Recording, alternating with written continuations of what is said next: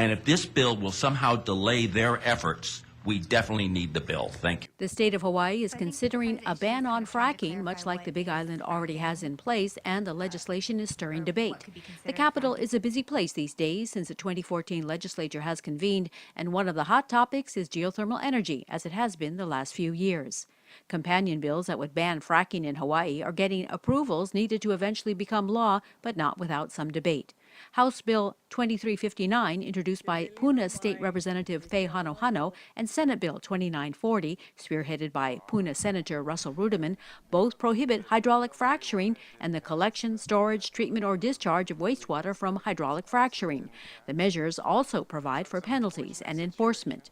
So far, Ruderman's Senate bill has received a positive recommendation from the Committee on Energy and Environment, of which he is vice chair, as well as the Committee on Water and Land, where it managed to get the vote of WTL Chair Malama Solomon, who last session opposed many of Ruderman's geothermal-related measures. And there are absolutely no regulations in the state on fracking. Hawaii County is already one step ahead of the state. The Hawaii County Council voted to ban hydraulic fracturing on the Big Island last year. I just don't think we should be drilling into our INA and fracturing it and causing problems that we may never be able to change. At the time, Senator Russell Ruderman testified during the council process in favor of the county ban, but seemed unsure of how similar a measure would fare at the state level. There's no state regulation whatsoever now, and any attempt at state regulation might be blocked by the same special interest that blocked it last year. On Thursday, the House bill was discussed at a joint hearing by the House Committees on Energy and Environmental Protection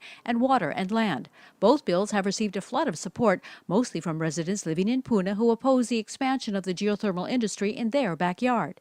There was some opposition, mostly from business interests connected to a new, hopeful geothermal project with its eye on developing the resource in Puna. I'm here in opposition to this measure, and I began to oppose it last year when it appeared on the Senate calendar. Most of the speaking against the bill was done by Mililani Trask of Indigenous Consultants LLC, who serves as an advisor to the Innovations Development Group that seeks a contract with HELCO, the Hawaii Island Power Utility, to develop geothermal power. Why do we have this bill? It's a fabrication to create hysteria against geothermal development. Is another way of delaying our move towards fair power, 24/7 alternative energy. We need to move on. We're already way behind. Patricia Brandt of IDG and farmer Richard Ha of the Big Island Community Coalition also spoke in opposition. I wanted to say about the fracking bill, I'm against it because we really don't need it. But one thing that probably has not been mentioned is make sure that when the geothermal re-injects the fluids, as is right now, it doesn't fall under this bill as fracking, because it's not fracking. On the other side of the issue was Henry Curtis of Life of the Land. While it is true that fracking has been used for decades in the oil and gas industry, and it is true that fracking has not traditionally been used in geothermal, it is beginning to be explored as a tool for geothermal. Curtis is well versed in matters concerning Hawaii's energy portfolio. Kona Representative Nicole Lowen took the opportunity to question him about the status of HELCO's RFP for another 50 megawatts of geothermal. They didn't get any responses. They got a number of responses, but the PUC, the Public Utilities Commissions, noted that the Big Island has already way exceeded its renewable portfolio standard requirement, and therefore only makes sense under current law to add more renewables if they can beat the existing price. And HELCO came to the conclusion that none of the bidders met the criteria that they could actually lower rates. Bob Patrici of the Punapono Alliance was also in Honolulu to testify in support.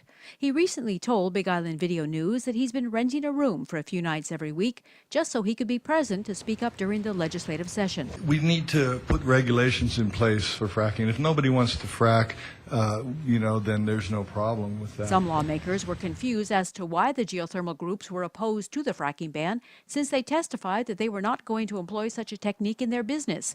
Trask told the committee that it was a matter of the definition being too broad. Read the bill. This bill is so vaguely drafted that it was purposefully prepared so that they could raise groundless claims to prevent us from moving forward with geothermal drilling.